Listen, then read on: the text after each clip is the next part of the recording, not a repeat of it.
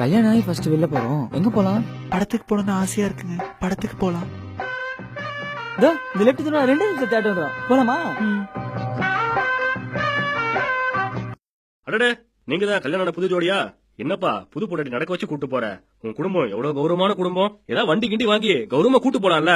ஊருக்குள்ள 4 பேர் பாத்துட்டு 4 விதமா பேசினா கௌரவ குறைச்சல் ஆயிடும். என்னப்பா நீ? நம்ம என்ன வண்டி வாங்கலாம்? எனக்கு தங்க மகன் படத்துல வர தனுஷ் மாதிரி உங்க கூட சைக்கிள்ல போகணும்னு ஆசையா இருக்குங்க. உயிரே உயிரே உயிரின் உயிரே உயிரே உயிரே. டேய், ஏன்டா இப்படி குடும்பமானத்தை வாங்குற? கல்யாணம் ஆகி புது பொண்டாட்டியா இப்படி சைக்கிள்ல வச்சாடா கூட்டு போவ? ஏமா சைக்கிள்ல போய் ஏமா எங்க குடும்பமானத்தை வாங்குற? ஏன் உங்க வீட்டுல கொடுத்த வரதட்சணையை காலி பண்றோம்னு 4 பேருக்கு காட்டிக்கிறியா? ஏண்டா நல்ல வண்டியா வாங்கி ஓட்டுறா. ஊருக்குள்ள 4 பேரை பாத்துட்டு 4 விதமா பேசினா கௌரவ குறைச்சல் ஆயிடாது?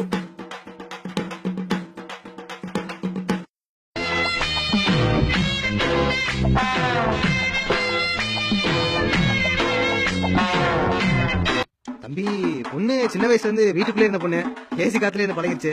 இப்படி வண்டியில தூசிலையும் வெயிலையும் வேணும்னா சொல்லுங்க, வரதட்சணையோட சேர்த்து போட்டு ஒரு கார் வாங்கி கொடுத்துறேன். நல்ல கௌரவமா போப்பா. இப்படி வண்டியில போறத 4 பேர் பார்த்து 4 தான் பேசினா கௌரவ குறைச்சலா இருக்கும்பா.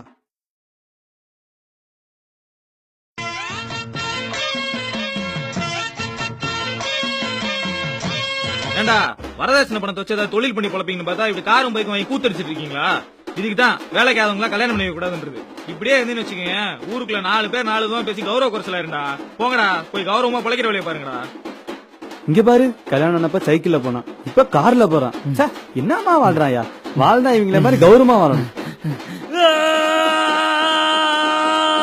நான் அப்பயே சொல்ல மூஞ்ச பார்த்தா குடிக்கார மாதிரி இருக்குன்னு பாரு. குடிச்சிட்டு பொண்டாடி இப்படி நடு ரோட்ல விட்டுட்டு போயிட்டான். ஏய், இவ ஜாதகமே சரியில்லடி. கல்யாணத்துக்கு முன்னாடி நல்லா இருந்த பய, இப்ப பாரு பித்தம் பிடிச்சு பைத்தியம் மாதிரி ஓடிக்கிட்டு இருக்கான். அது இல்லடி, பக்கத்து மளிகை கடைக்காரன் குமாரோட தொடர்புக்கு தெரிஞ்சு புருஷன் ஓடிட்டான். அது கூட இல்லடி, உங்களுக்கு ஏதோ குறை இருக்கு. புருஷனை சரியா சந்தோஷப்படுத்த முடியல, அதான் புருஷன் உண்மை தெரிஞ்சு ஓடிட்டான். இதுக்கப்புறம் இவன் என்னடி பண்ணுவா? பாவடி, புருஷனும் ஓடிட்டான், ஜாதகத்திலயும் குறை, உடம்புலயும் குறை. இதுக்கப்புறம் ஏதாவது நல்லது கிட்டது கூட போக முடியாது.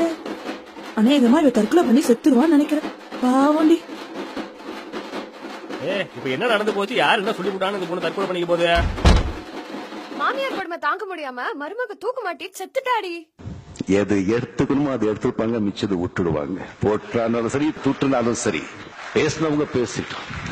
வாழ்க்கையில சில சந்தர்ப்பங்கள்ல மனிதர்கள் மத்தியில பேச நம்ம செவடர்கள் ஆகணும். அப்போதான் நம்ம ஏதாவது சாதிக்க முடியும். இந்த வீடியோ உங்களுக்கு பிடிச்சிருந்துச்சுன்னா லைக் பண்ணி, ஷேர் பண்ணி, கமெண்ட்ல. யாரா அவ தழுக்குன்னு இருக்கா?